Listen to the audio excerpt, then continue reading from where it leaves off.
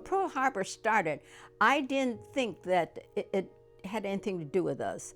I didn't think that they would be even looking at us because we were American citizens.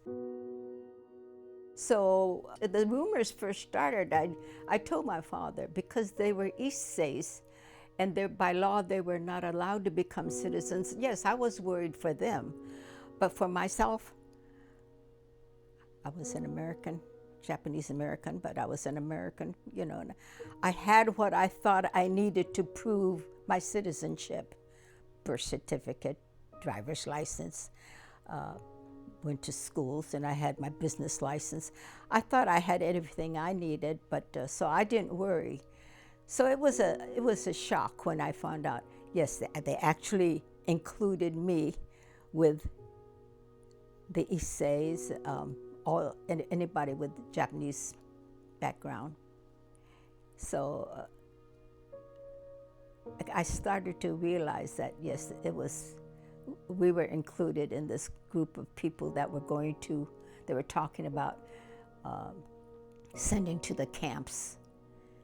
And I knew what Girl Scout camps, Boy Scout camps, that we went camping. I understood that kind of camping. I didn't know about concentration camps.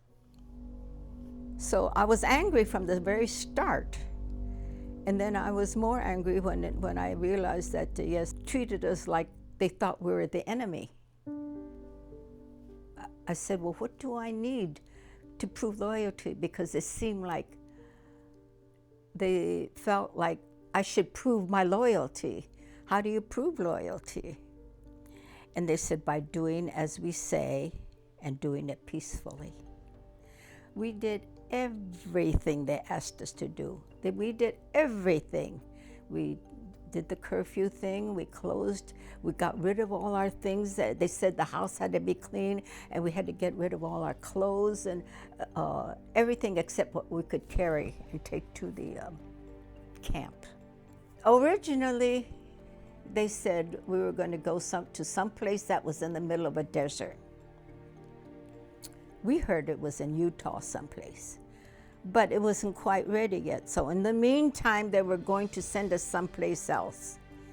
I thought I was going to go to a hotel or something. So it was a surprise when we stopped at Tanforan, South San Francisco. And when we first got there, I saw some barracks, the kind that the servicemen sleep in, and I didn't think it was that bad. But it was a Tanforan racetrack. And they said, well, your apartment was in the back. So they told us what number our apartment number was, and when we went to find it, it was a horse stall. So I was angry again, because I wasn't going to go and sleep in a horse stall. It smelled bad. And I know they swept it out. They did sweep it out. But when a horse has been there and lived there for a little while, the smell is there. It's in the walls, it's on the floors, and everything that the horse left behind was swept out the door. But we came in, so naturally we had to track it in.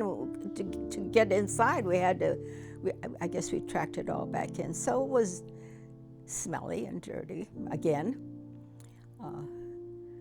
I had to ask my husband to give up one of his t-shirts so that I could wash down the walls and things so we could sleep, but that did not get rid of the smell. I hated living like that. So I was mad again. I was mad right from the very beginning until the whole thing, the way I was treated as a citizen. I felt angry. And I kept telling my father, they're not going to do what we heard. They're not going to put us in the middle of a desert. They're not going to do this or they're not going to do that. And they did everything. After 7 months, we were sent to this desert I'm talking about. It turned out to be Topaz, Utah. And we did live in barracks. And again, lines for everything. You did not, in the beginning too, you did not have a name anymore. They gave you a number, just like prisoners, they gave you a number. So you didn't become a person anymore. And you don't know why, because you did nothing wrong. You were doing everything they told you to do. I thought I had everything to prove my citizenship. This was America. You know, why are they doing this to me? And yes, I was angry for a long time.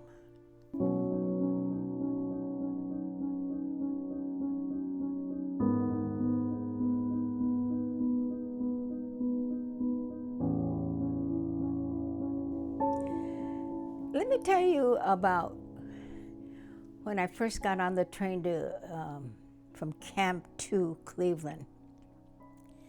I was scared of everybody.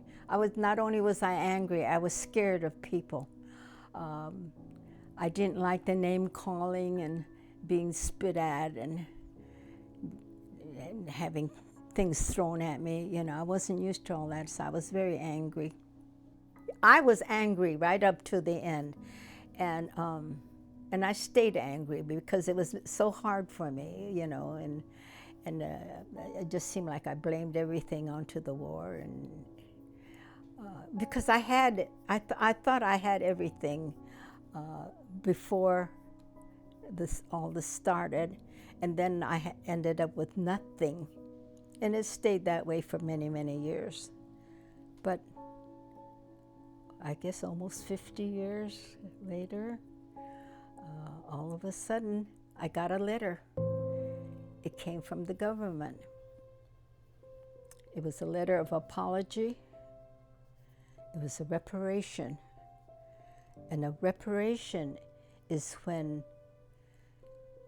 they're making something right that was wrong. As part of the reparation, we're going to get $20,000 if you were still alive. But for me, the reparation and the apology was everything.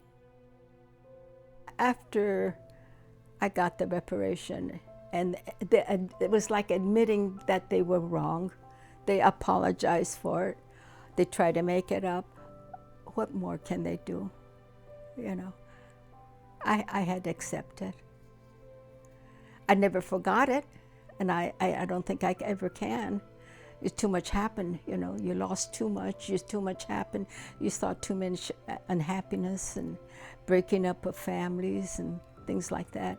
So you'll never forget it, but you could let it go and not be angry anymore. I'm going to be 100 years old in November. I want people to know that there's always hope. That's one thing I think I will always remember. I think I lost a lot of faith, but I think I always had hope.